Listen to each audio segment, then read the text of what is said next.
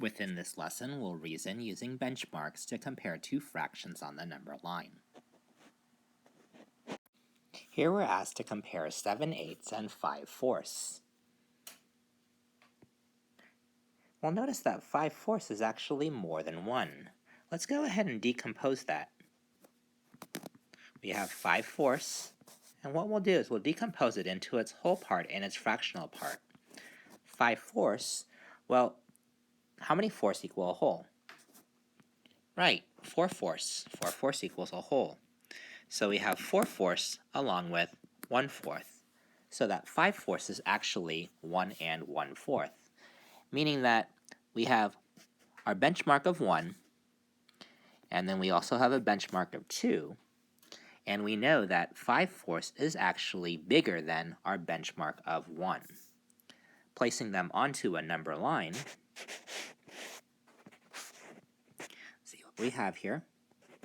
As before, we have in between 0 and 1, but this time we also have 2 as our benchmarks. So that we know, let's imagine in between 1 and 2 then, that we're separating that into 4 parts, and we would mark that first part there 4, 5/4. 5/4. Now with 7/8, imagine that we're separating this into 8 parts, and then by doing so, we would have 7/8 right there before we get to 1 whole. So if we're comparing 7/8 and 5/4 using our understanding of our number line, we know that 7/8 is less than 5/4.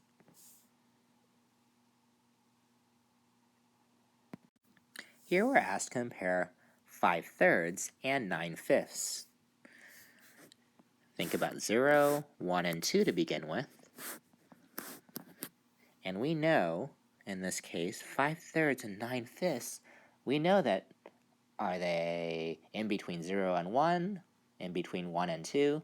Are they bigger than 1? Right, they are greater than 1. We know that already because we know that how many thirds equal 1 already? Right, 3/3 equals 1. And how many fifths would equal 1?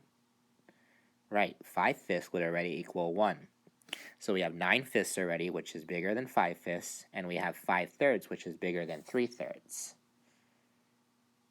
Let's write some number bonds to show 5/3 and 9/5 as whole and some parts. Can you do this? Got 5/3 into its whole, which was 3/3. And how many more thirds would that be? Right, 2 more thirds. How about 9/5? 9/5. How many fifths to begin with? Right, 5. And then how many more fifths? Good, 4.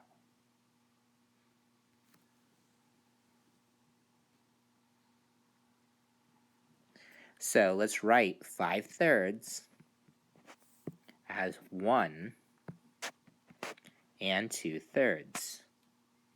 And let's write 9/5 then as what? Well, we have 1 here and another 4/5. So 1 and 4/5. Let's place these onto a number line then, where we have 0, we have 1, and we have 2. And in this case, both of these are in between 1 and 2. We have 1 and 2/3, so that would be 1/3 less than 2. So we have 1 and 2/3 there, 1/3 less than 2. Where 1 and 4/5, oh, that'd actually be only 1/5 less than 2.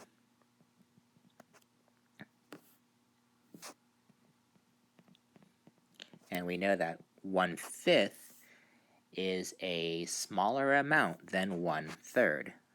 And that's why it's a smaller distance there. Therefore, 1 and 4/5 would be bigger.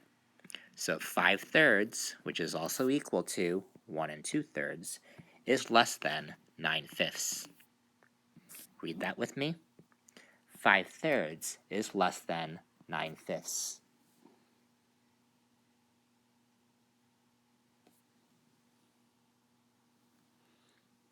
So that 1 2/3 also is less than 1 4/5, as seen on our number line here.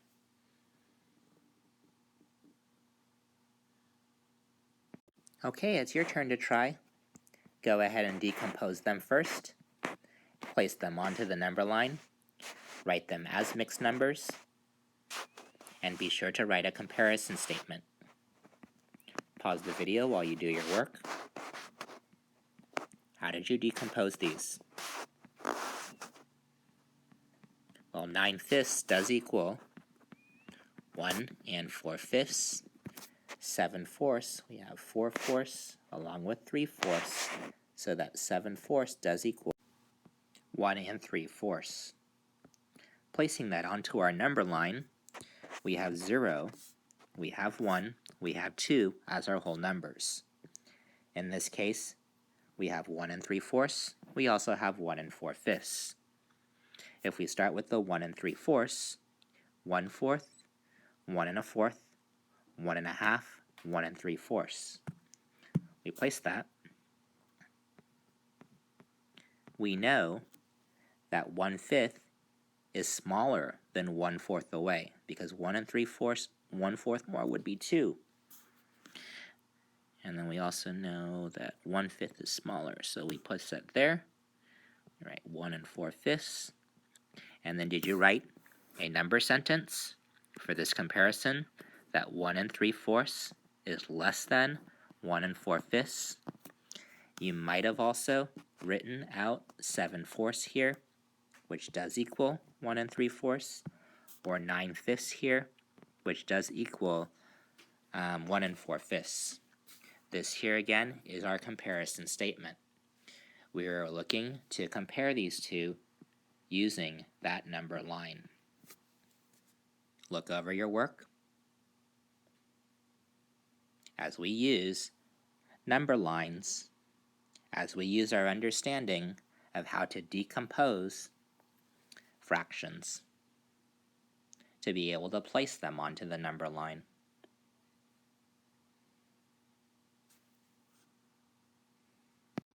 Let's look at another problem.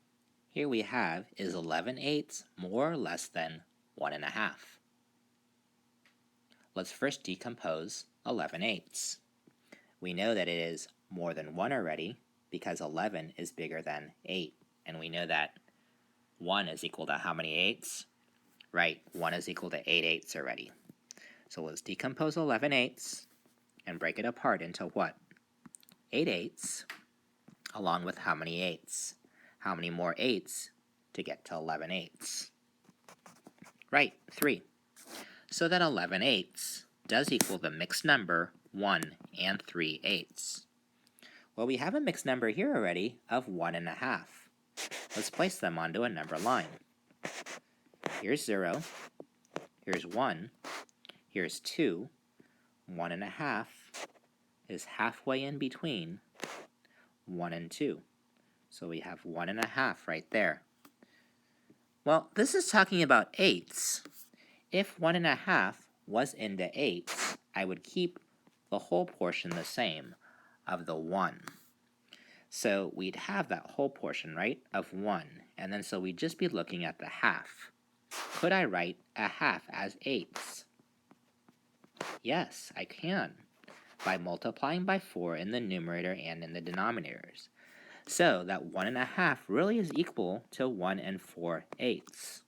In this case then, if this is 1 3/8, I know that we're just looking at an eighth smaller then to be able to place that onto the number line as 11/8.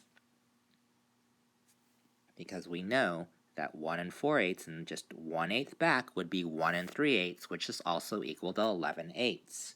It says 11/8 more or less than 1 1/2. Well, it is. We just look at our number line. It is less. It is less than 1 1/2. And it, being 11/8, is less than 1 1/2.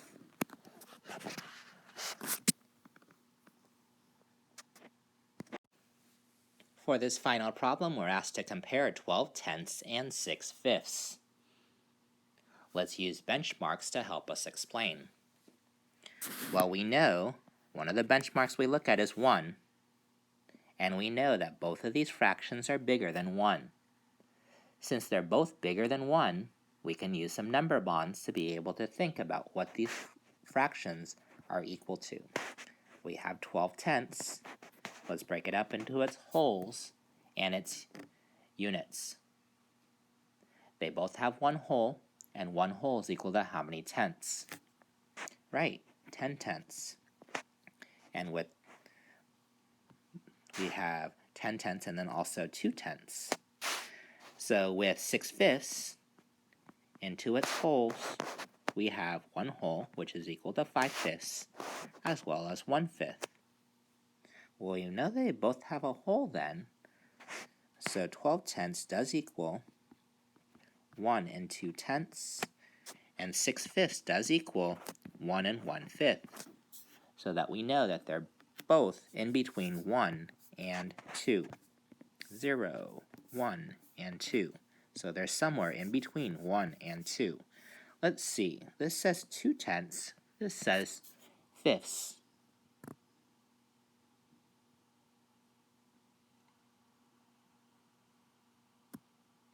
So I think that what we should do is that we should rewrite 6/5 into tenths. Multiply by 2, multiply by 2. 12/10. Hey, wait. 12/10, 12/10. In other words, they are the same. So if we go a fifth more, this is 6/5, which also is the same as 12/10. So we would write that they are equal. That they are equal. It's easiest to compare them when they have that same denominator. So if you have an improper fraction, it's easiest to compare two improper fractions. Some instances, if you have one mixed number and an improper fraction, makes them so they look the same. Make them easier to compare, easier to place right onto a number line.